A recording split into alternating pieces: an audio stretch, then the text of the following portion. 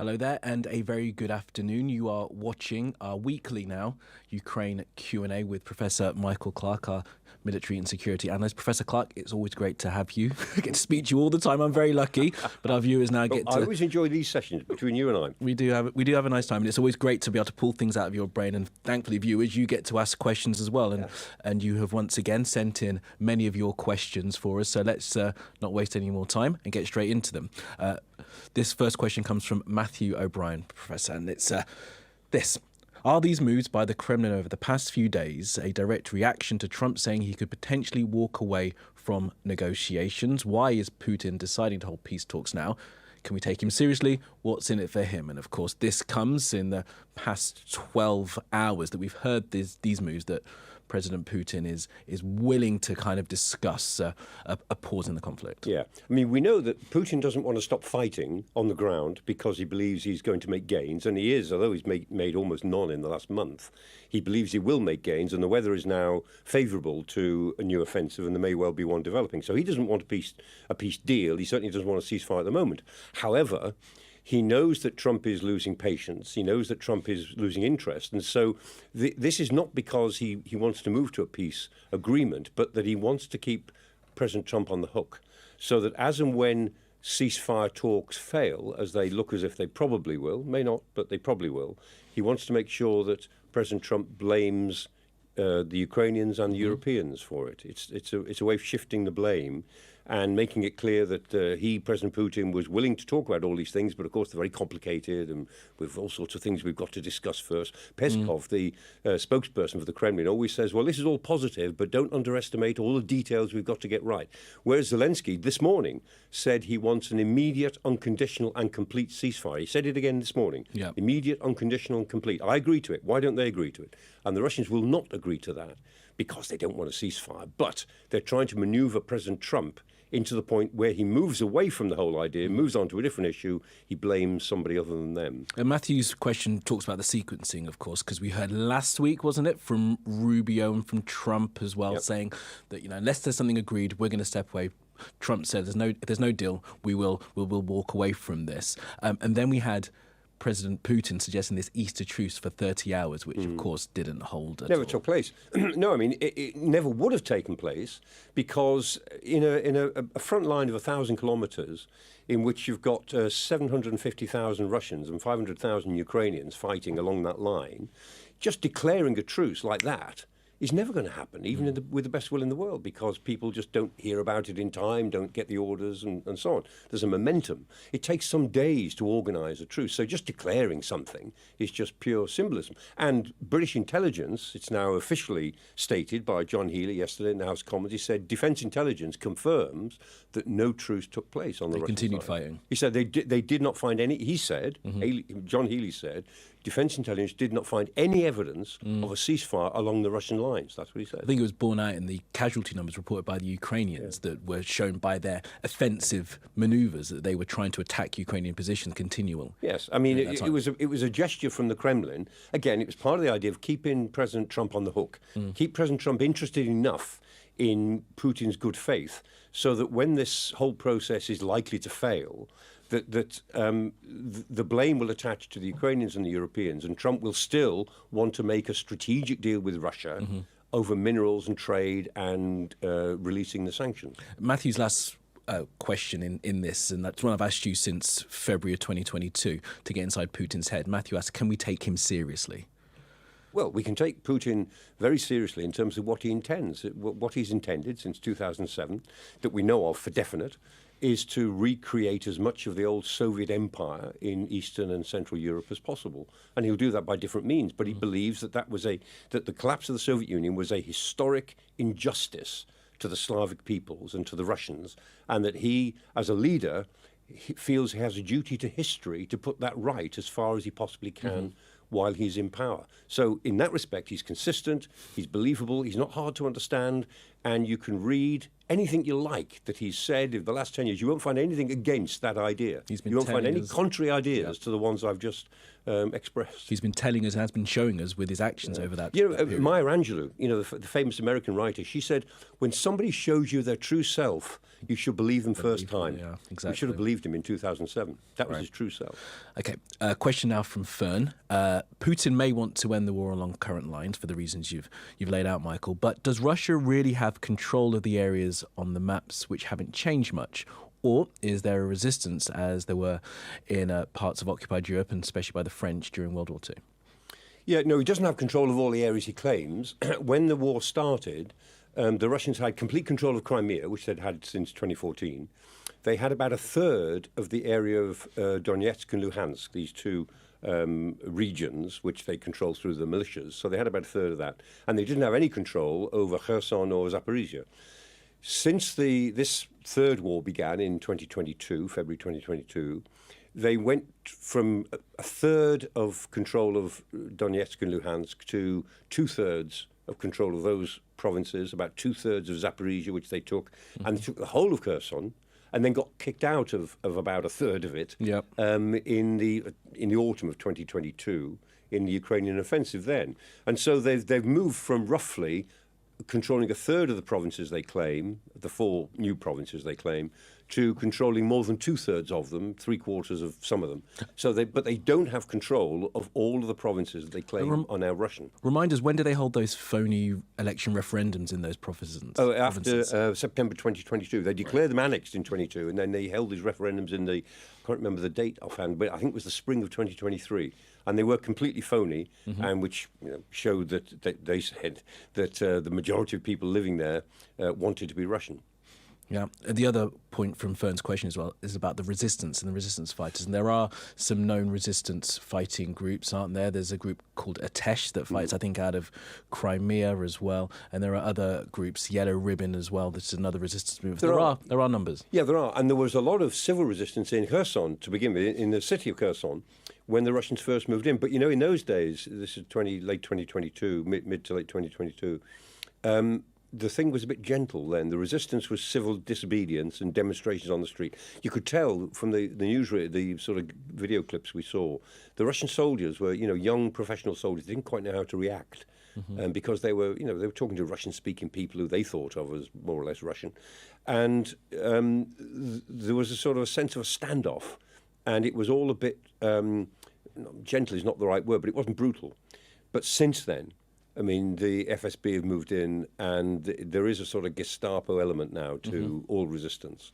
And so these groups are not really now civil disobedience groups. These are resistance groups in a Second World War sense. Partisans fighting. Partisans, they're carrying out assassinations. They are, in Russian terms, terrorists. And the Russians respond with a very brutal sort of counter-terrorism, exactly as they'd done in Chechnya, exactly as they did in Syria, exactly as they've done in parts of eastern Libya and in quite a few parts now of Africa through the Wagner Group. And so the prospect of Ukrainians offering resistance to Russian occupation is always there, and it will go on, I'm sure, but it will be a vicious sort of war, as indeed it was in occupied Europe during the period 1940 to 44. What do we know about how they receive support, what kind of numbers there are, what kind of weaponry they use? I know they commit sabotage attacks, firebombings, and, as you say, assassinations. But do we know if they're getting direct state support or outside support? They're certainly getting support from Ukraine, from the SVU in SVU, SUV. I can't remember. SBU. SBU. Yeah, which is Budanov's outfit in Ukraine, military intelligence. Actually, I've got that wrong again. The GUR, I beg your pardon, the GUR in Ukraine, military intelligence. And they certainly push aid towards some of these groups and give them weapons. If there's a group who's prepared to make Russia's life harder and attack military targets, then they're certainly prepared to help them. Right. So they are receiving support and effective in many. I suppose the fact that they exist, the fact that they can keep some Russian defenders on the hop is resistance enough. It is, but never the idea that they could turn something over. Yeah, they won't turn strategically the whole thing. They can't. They never would. But they can continue to exist, and they can continue to keep the flame of resistance alive if they're brave enough to do that. But if there is a ceasefire deal, it will be much harder for them because implicitly Kiev will have had to accept that ceasefire deal whereby de facto 20% of the territory will be under Russian control for the foreseeable future. Yeah. Not forever, as far as Kiev is concerned. There will be a time when they'll get it back. They have to believe that. But for the foreseeable future, then that will continue. And it's much, much harder to be a brave resistance fighter if you think it's not going to make any difference in your lifetime. Yeah. And your lifetime, of course, might be quite short if you undertake these resistance activities. Clarifying the intense difficulty it would be for any acceptance. And that's on to Jim's next question then. What are the chances of Zelensky accepting land loss to end the war, and what could his red lines be? Well, Zelensky had indicated, as the Americans began to put more and more pressure on him to move towards this situation, that in practice they would be prepared to entertain a ceasefire along these current lines of conflict. So what he has said is, we will never give up our right to these territories, but we may do a deal which effectively cedes these territories for the foreseeable future to Russian control. And that's, in a sense, is not a particular red line for Zelensky. He says that Crimea is a red line, that he won't cede the sovereignty of Crimea, and I can understand that. But in a way, he doesn't have to. He can keep his claim to Crimea alive, even though, I mean, on present trends, the United States look as if they're offering to recognize the legality of Russian occupation of Crimea. But I mean, if the US recognizes it, it doesn't mean to say everybody else will. I doubt if most of the European powers will, not the major European powers, because that is a fundamental blow to the principles of international law. And those principles, laid out not originally, but laid out very strongly at the Congress of Vienna in 1815 and then the Congress of Versailles in 1919, that European borders should not be changed by force and recognized as change. And so I think the European powers would have real trouble if the Americans said, we will recognize the legality of Russian control over Crimea. So, Zelensky, in a sense, doesn't have to give that one up. He can keep that claim, even though he knows in his heart that Crimea will not come back to Ukraine in this century. It would be, there would have to be a very big turn of the wheel for Crimea to come back towards Ukraine in a real sense. But it doesn't stop them keeping up the facade, for the sake of international law, that Crimea should belong to continue to demand it. I mean, it's entirely annexed, but the other four that aren't entirely annexed as well, if Zelensky were to accept the terms of this deal, freezing it in place and then ceding that territory, it's not just the fact that he would have to give up those that have been fighting in those lands for him for all this time. There are political constitutional issues as well that he'd have to deal with. I mean, Ukraine would be a smaller country then. Instead of a country of 44 million, it's now probably a country of, say, 35, 36 million in reality. There's about 3.5 to 4 million Ukrainians still living in the occupied territories. And, I mean, they're being pressurized all the time into becoming Russian. They're under real pressure, and it's happening all the time. They're made to have Russian passports. So they can't access common services unless they can show they've got a Russian passport. And that Are they being made to speak Russian as well? A lot of them do. I mean, they already do speak Russian, but that is now... Many do, yeah. Yeah, I mean, it was something like well over 50% of those areas, apart from Kherson, wasn't quite so strong, but well over 50% were Russian speakers in any case. And suppression of Ukrainian. They're made to speak Russian in public, and they're made to have Russian passports. And so the Russians can claim, this is just a process of liberating the Russian-speaking peoples. It's very dangerous. I mean, again, we had all this in the 1930s. Once you start claiming that people who speak a certain language belong to you, then that's the basis of national expansion. It's always been the case. Yeah, very challenging. All right, Martin, where there's a will, asks, great handle, Martin, what could be the win-win-win for deal that could bring the Ukraine war to an end and would satisfy Ukraine, Russia, the US and Europe? Big question there. There isn't one, Martin. It would depend on Russia and Ukraine agreeing that Ukraine is genuinely a separate country and that the Russians living with that within a framework of just sort of cultural acceptance. And they won't do that. I mean, you and I have said before, Kiev goes back to 482, right? The city of Kiev was founded in 482. And Novgorod, the first Russian city, wasn't founded until 600 years later. Moscow, 200 years after that. Kiev is the center of Slavic culture. And that's why both the Ukrainians feel that they're absolutely right to feel Ukrainian, and the Russians feel that Ukraine has to be part of Russia because it's part of the birthplace of Slavic culture. Kiev was the greatest city in the Slavic world. And you know, the Harold II of England, right? Harold, the man, Battle of Hastings, reputedly died with the arrow in the eye. Yeah, right? remember Lost from the my Battle of books. Hastings, Absolutely. Right. Harold's eldest daughter escaped to Denmark, married a Russian who became the Grand Prince of Kiev. Wow, okay. Right, in the 11th century. And through intermarriage back into the Danish royal family, a little bit of the DNA of Harold of Wessex, who lost the Battle of Hastings, a little bit of his DNA is in our royal family, our King Charles III today, as we speak. And the reason that bit of DNA, going back to the Battle of Hastings, is in our royal family is because the Grand Princes of Kiev were so important in global politics. In the 11th century. So nothing to do with Moscow or the Russians. It goes all the way back to that point. And, and that speaks to just how intractable it is, because this imagined idea that Putin has had, and of course that comes from Soviet times as well, and from the Russian imperial... a long way. Is what he's trying to bring in at this point now, and that's why you can't have those two. So it'll never be reconciled. These two different versions of whether Ukraine could be separate or not. It simply has to be handled with an institutional basis, which sees it as you and I, as liberals, would see it as a cultural strength.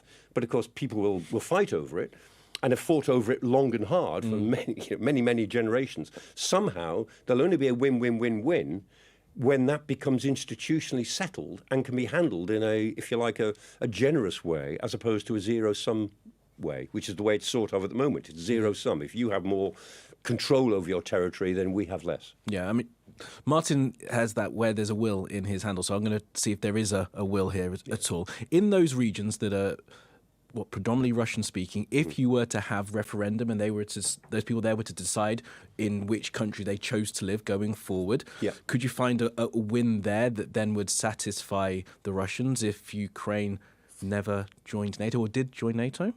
Well, and then the US and Russia would be satisfied, US and Europe will be satisfied by the war coming to an end and no longer having to support. The principle in modern thinking, the principle of self-determination is very important. It doesn't trump everything else, but it is very important. So if it were genuinely the case that the people living in a territory wanted to belong to a certain country, then in general, that's a very strong argument for saying, well, let them belong to that country.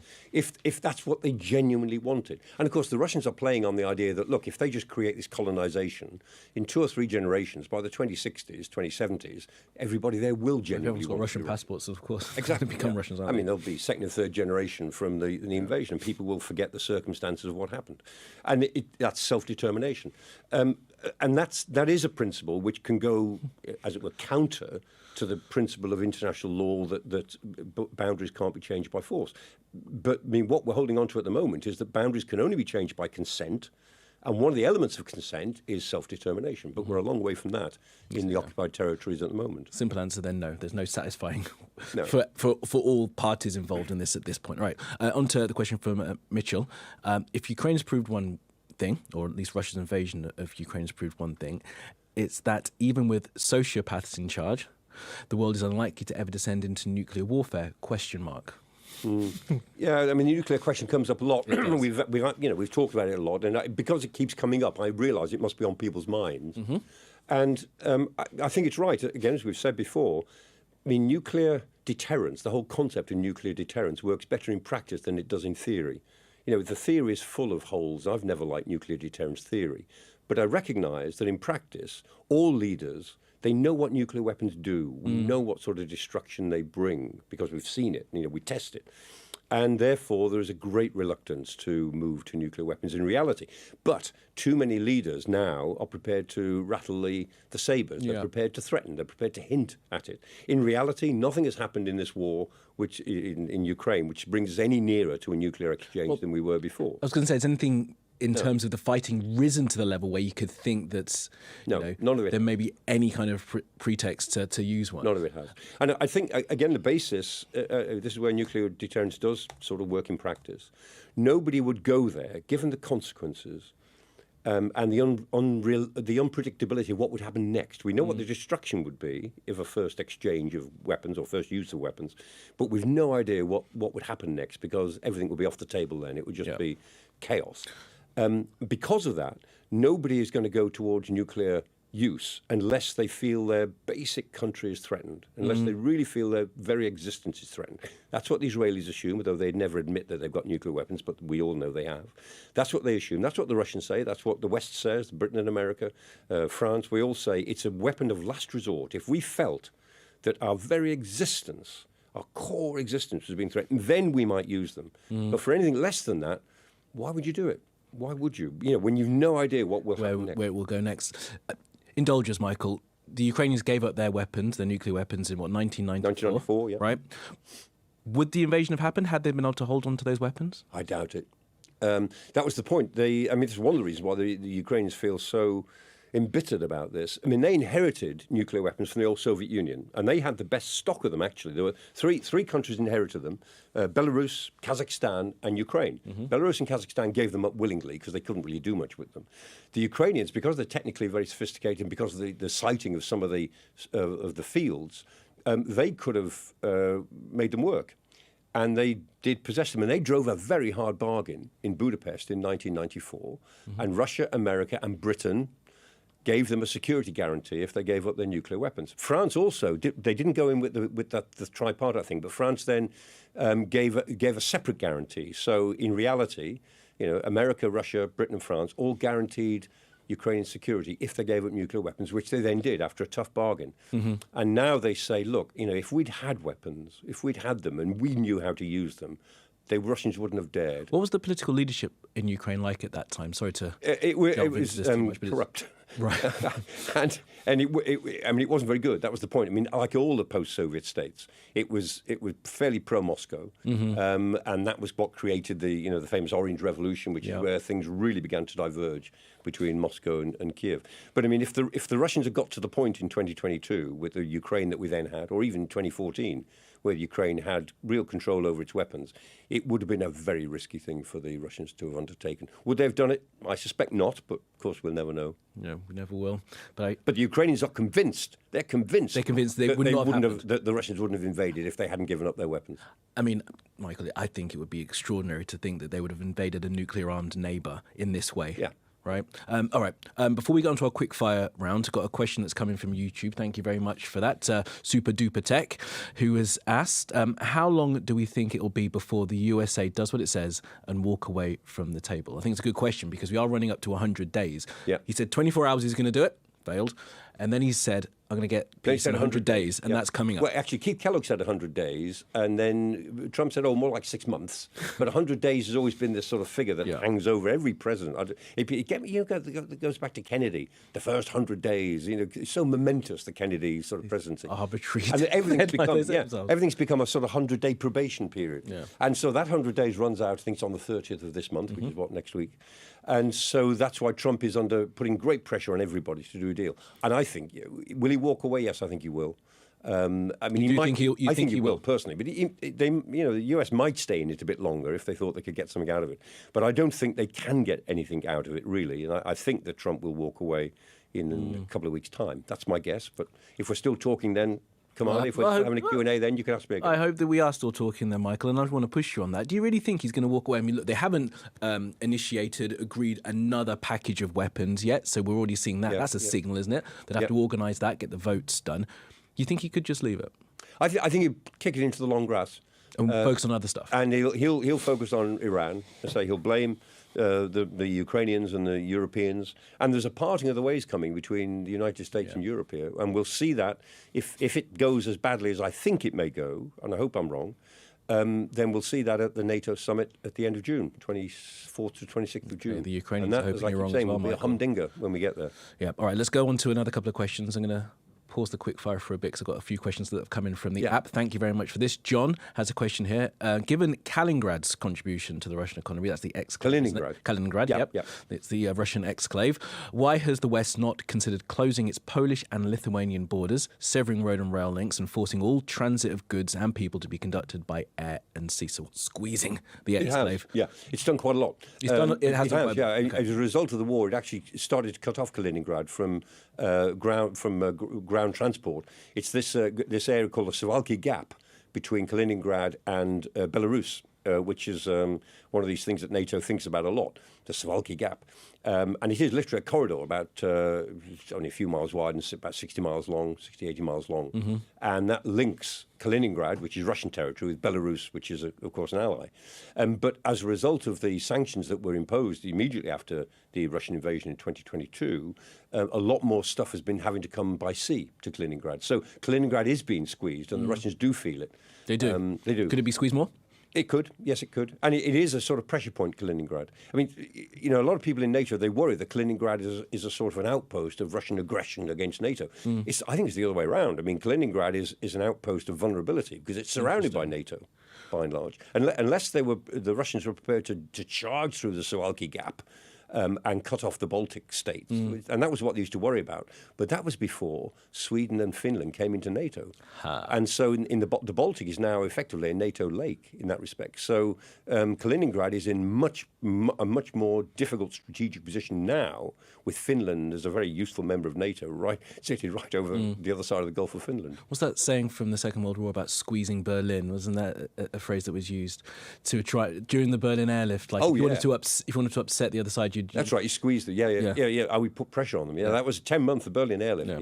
Yeah. And Berlin was kept supplied. I mean, the British and the Americans together. This was like the old routine. This was how close they were then.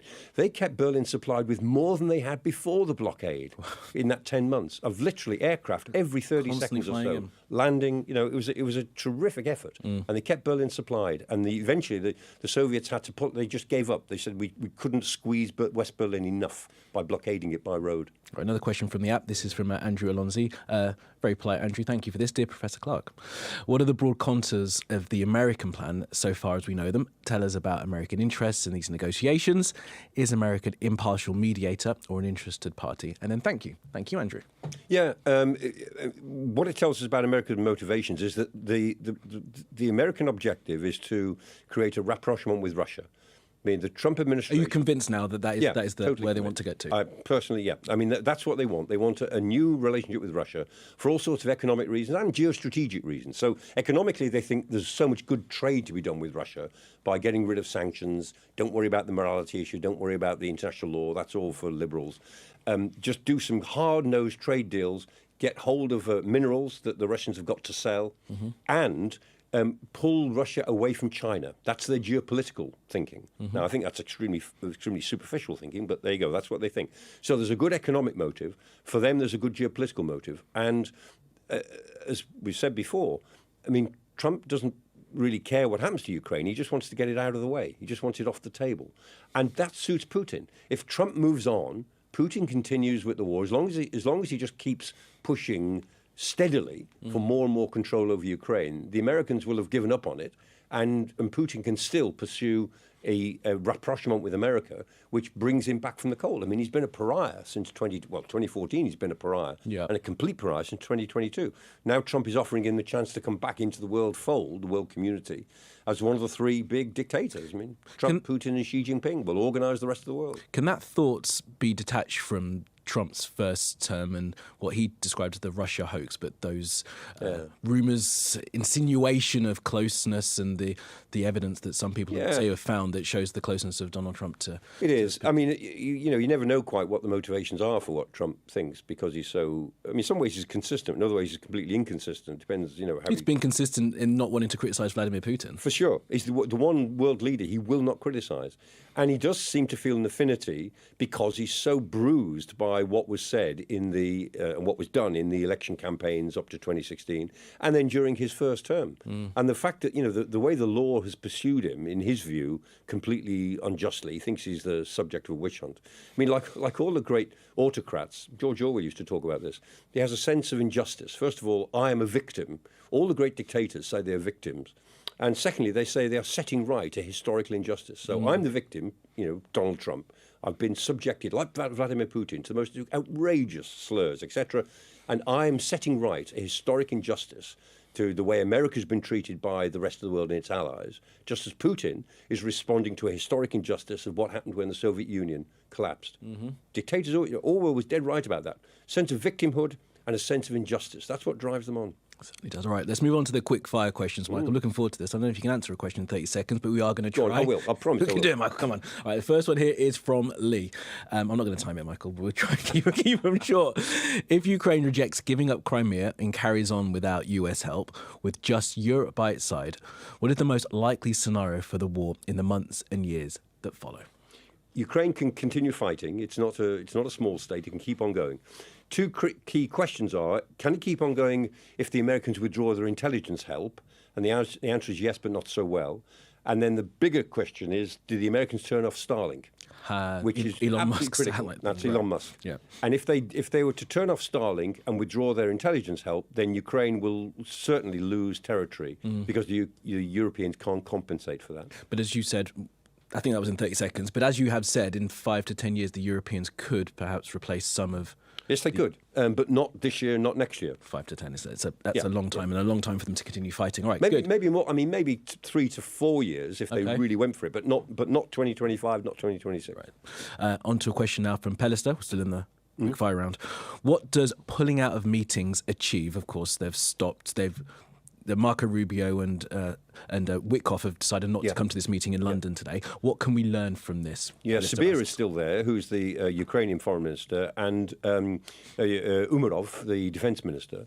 So they're there because they can't afford not to be. What does it achieve? It downgrades the level of the meeting. It downgrades what the meeting can do. It doesn't mean to say the meeting can't take place, but it means that the people who need to talk to each other are somewhere else. And it shows that the United States really is only consulting the Europeans because it thinks it has to, not because it wants to. Yeah. It's not really going to run this initiative through the Europeans, and it's a diplomatic insult to say, well, we'd rather be talking to the Russians directly than the people who you are fighting with, the Ukrainians or the Europeans, who are trying to do their best to help. You would have thought, in light of what Putin said, they'd want to all be around the table to assess his offer or whatever the offer is at this point. But it suits both America and Russia, given their various objectives, to deal separately with people. Good faith negotiations, you say, get all the stakeholders together. Let's all sit round and work out who can do something. If you're not really out negotiating in good faith because you've got other objectives in mind, you do it bilaterally. That's really what's happening. On to a question from Gold Geezer. Given the failed offensive of the last few years, what percentage chance would you give Ukraine of regaining significant amounts of land should an agreement not be reached? Very low. The Ukrainians can hold on. They can keep avoiding losing too much more, but they're not going to take any more ground from the Russians unless they can build up their military hardware again with Western help, with European help. And that's not impossible, but it isn't going to happen this year. If they keep on fighting this year, they might hold on in reasonable shape, and they might be able to conduct some surprise local offensives, which might shock the Russians and push them off balance a little bit. And they've certainly got some good ideas to do that, I think. But the idea of regaining good swathes of territory depends on whether they could keep going for more than another year, and whether the Europeans, the big European powers like Britain and France and Germany, are prepared to really commit to helping Ukraine. Well, that moves on to our next question from David. Are there any weapons the West could realistically give to Ukraine that would fundamentally change the course of the war in their favour? Yeah, air power. Air power is what the Ukrainians most lack for operations on the ground. And so if they had European help, and this could come in lots of different ways, with aircraft and air-launched weapons, if they had better air defence against Russian air power, so in other words, if they could create some air superiority over their own territory, real superiority, that would make a big difference. And the other thing is there a single weapon that would now make a difference? Yeah, Taurus missiles.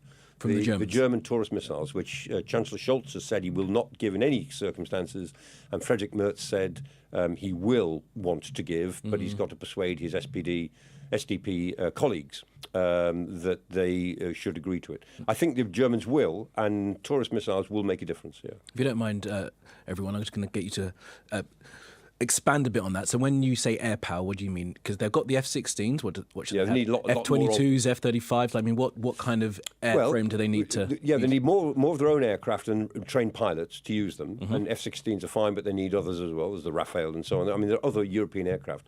More than that, if the Europeans were prepared to do it, would be to actually the European air forces to run a no-fly zone over Ukraine. You've taken on to one of the questions later, but carry on. Say over Western Ukraine. Yeah. Say the Europeans ran a no-fly zone and were prepared to shoot down incoming missiles, ballistic missiles that may be coming in from Russia. So in other words, the Europeans were part of the defensive war that the Ukrainians were fighting, so that the Ukrainians could use all of their air power for their offensive operations.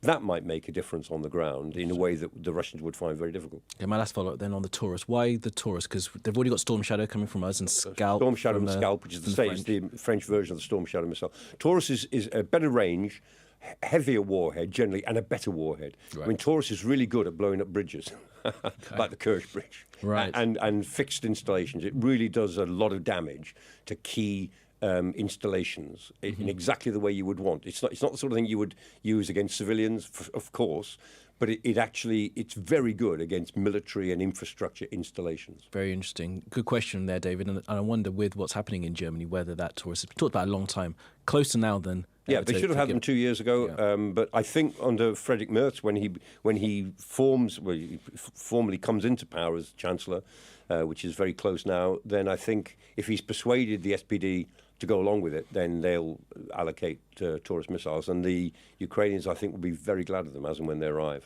Last of the quickfire. I think these are still quickfire, Michael. Just about. This is just the last one. This is from John. What's Putin's long game if he gets a deal? Could he attack in Ukraine again, seize Moldova, or target a NATO country? Yes to all of those. Right. Yes to try to take the rest of Ukraine at some point, but he might, if there is some sort of ceasefire, he might want to hold off while Trump is in power, so as to just bank that gain and then come back to it when Trump has left office. Moldova, certainly. The Russians have been trying to sow discord in Moldova for some time, and Moldova is a very weak state. Also, intervention in Georgia, if they feel that Georgia was slipping away, which I don't think it is, from Russian control, but I mean, if they felt it was because of the demonstrations which are still ongoing on a daily basis, they might do that. Pressure on the Baltics. I mean, what the Russians want to do is to show that NATO is not competent to use Article 5, the attack on one is an attack on all.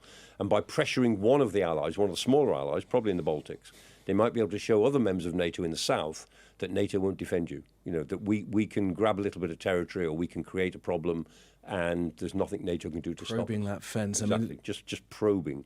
And I think we're going to see a lot of that, as well as more cyber attacks, more cable cutting, all the sort of things that we see. All of that is going. I mean, again, British intelligence will tell you the incidence. All of those things is going up and up and up all the time. Okay, we can move on to normal length answers now, Michael. You'll be pleased to know you don't have to speak 30 seconds. Not that you have. All right, this is a question here from Chris, and it's about the air defence, basically, the no-fly zone. Chris's question, thank you. So Richard Barron's recently discussed the concept of Sky Shield. How feasible is it for the UK, Europe to implement a Sky Shield to shoot down Russian ballistic missiles and drones in the west of Ukraine, or even here in the UK? And is it needed? Yeah, it would be desirable. Whether or not it's needed, it's certainly desirable. The thing about Sky Shields, as in Israel's Iron Dome. Remember, the Iron Dome system in Israel covers Israel's a very small country compared to any European country, pretty well, and certainly say compared to the United Kingdom. The thing about shooting down missiles is that you can shoot down, you can defend a big territory against just a little handful of missiles. So you could defend the whole of the United Kingdom against half a dozen missiles, if that's all that you were facing. Or you can defend a small area, like air bases or even maybe a city, one city, against a lot of missiles. So you say there were 40 or 50 missiles coming against London. It's conceivable that you could have a system that could shoot down 40, 50 missiles against that. But you can't defend a big area against a lot of missiles. It just can't be done. And it can't be done in America, it can't be done in Russia, right? Because it's just the nature of missile technologies. It costs a lot more to defend against an incoming missile, a ballistic missile, unless you can knock it down in some other clever way, electronically or with lasers and so on. And the United States is now, Trump has just been talking about a Golden Dome. Right? Just pulled it up, Michael, to talk about it. Yeah, I've got it there. Yeah. No, I've just got some more details about it. Yeah, I remembered him talking like about the Iron Dome. And this is the idea of space-based weapons to hit missiles on the way in. Yeah. Now, that's just like Star Wars of October 1983. I was Reagan, doing research in the US at the time when that all came out. And again, the issues about Star Wars, I mean, the idea of space-based systems that are sitting in space on satellites, it's not scientifically difficult. It's just heroic engineering. Okay. Can you engineer what you need and put it in space, make it 10 times more lethal, and service it, and know that it will work first time when you need it, when there's no margin of error? Sounds expensive. Very, very expensive. And that's the other issue, the economic side. That it is always, so far, it's always cheaper to be on the offense than the defense. Right. And I used to say to people in the Star Wars debate in the States, you give me one of the technologies, any one you like, and I will give you, off the top of my head, 3 or 4 ways of more cheaply countering it. Right. I can give you ways to counter what you've just said much more cheaply than you can put it up in space. So it was never a scientific issue. It was always a heroic engineering issue. Still the case. Still the case. And this goes back to the late 1960s. People have been looking at shooting down missiles since 1966, 67.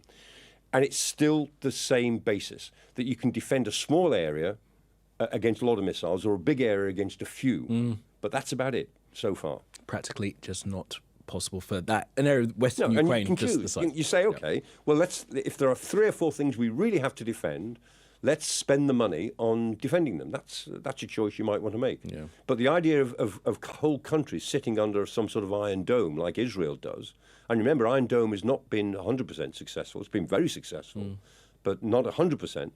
And the idea of other countries sitting under some sort of Iron Dome is still, I say, in the realm of science fiction. Right. Let's move on to a question here from JB. Will the West ever stipulate their own red lines for Russia?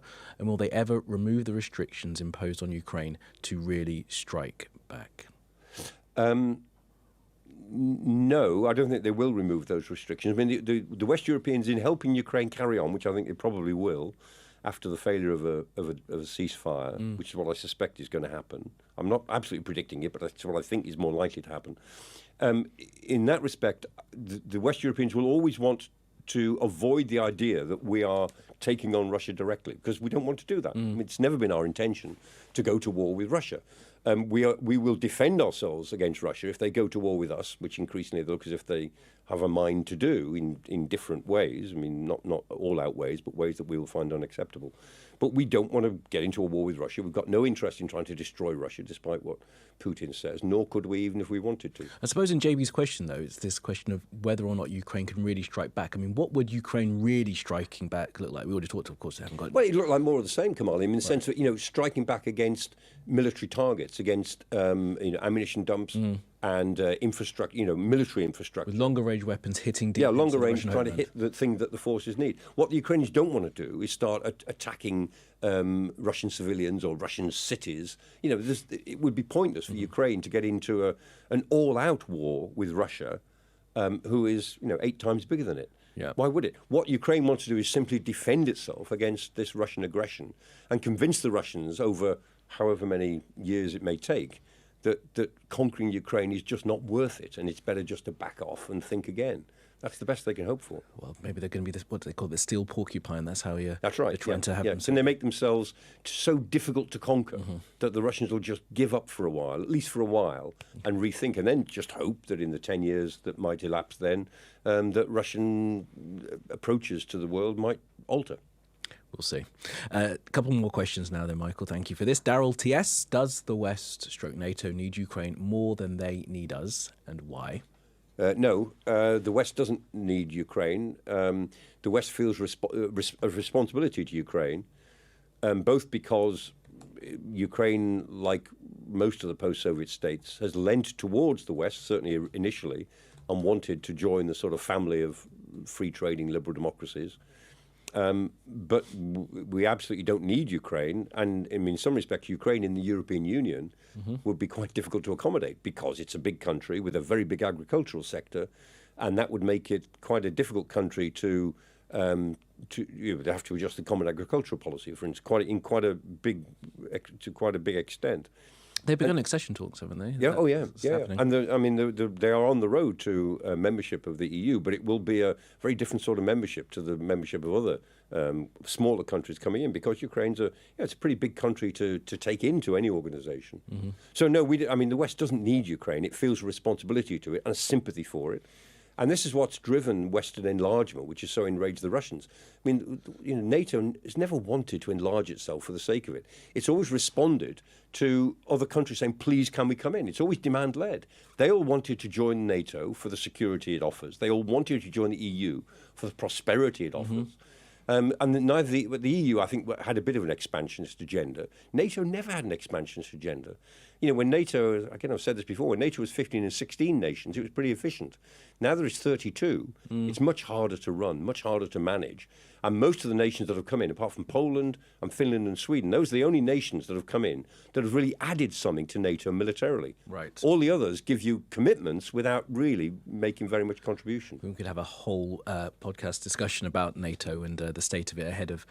When is the end of June, 24th, 26th of June, yeah. Well, we'll still be talking, Michael, so we'll do a special on that, maybe. All right, final question now, and this has come from Gary C. Thank you very much. Gary, thank you for all your questions this afternoon. What is the real state of the Russian army? YouTube is awash with military channels that would make you believe Russia is on its knees. Who do we believe? Well, Russia's on its third army. Its first army, its professional army, was used in the initial invasion, 190,000 of them, out of an army of only 270,000, I think it was, 265,000.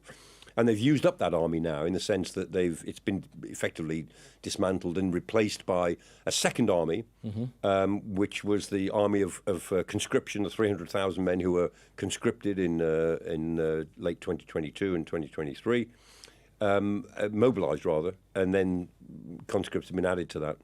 And now it's on its third army, which is this kind of mishmash of forces from different parts of the world being paid with mercenary forces from all over the place.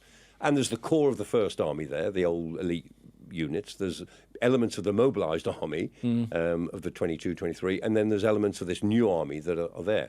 So they're on their third army. They get no real proper training. They get a bit of basic training, then they're sent straight to the front. And so they fall into operating very much in the old Soviet pattern, and then not very good. Meat attacks, certain things they can do. Throwing people at the line. Yeah, it's sort of human wave attacks, and they use their newest, cheapest soldiers or their foreign soldiers in the front line. They make them go ahead so they can mark the firing points of the Ukrainians, and then they attack the firing points. Wow. So they buy with their lives knowledge of where the Ukrainians are. And, of course, the Ukrainians have learned this, and they sort of, after their first firing points, they try and move pretty quickly.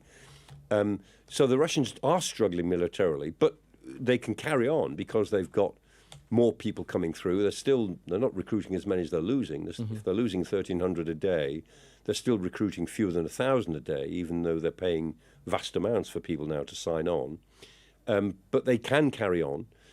But the army is going to struggle into next year. So they can carry on like this for this year, but can we see a new, really vigorous Russian army appearing, in the spring this time next year? And I can't see it, either in equipment terms or in terms of really well-trained, reorganized manpower. They'll keep on turning the wheel on what they've got now. Do they still have elite groups, Spetsnaz? Yes, they do. Yeah, Spetsnaz are still there. And they've still got the VDV, the airborne. I mean, there's some elite units which have got a very distinguished background and distinguished themselves in Afghanistan. And, of course, many of the Guards tank armies, they're called Guards, incidentally. If it's like in elite status, they could be the first tank army, and then they're called the first Guards tank army, which is an honour. And some of their armies go back to their distinguished forces in the Second World War. So they still have their elite units, but you can't win a war like this only with your elite units. You've got to use those elites to build outwards to a mass army, because we're talking here about national mobilization on both sides. And the Russians are not able to create a national mobilized force with the skills of their core army, most of which they used up in the first 18 months of the war. Absolutely. All right, Professor Clarke, Always good to speak with you. Thank you very much. I will speak to you again in the next couple of days, I'm sure. And thank you all for watching and for submitting your questions, as you always do. It's been a great discussion. It's always good to get Michael's expertise on these matters. And I think, diaries all being well, we'll do this again. We'll do this again next week. I certainly hope so. Let's do it. All right. Thanks very much for watching and have a great day.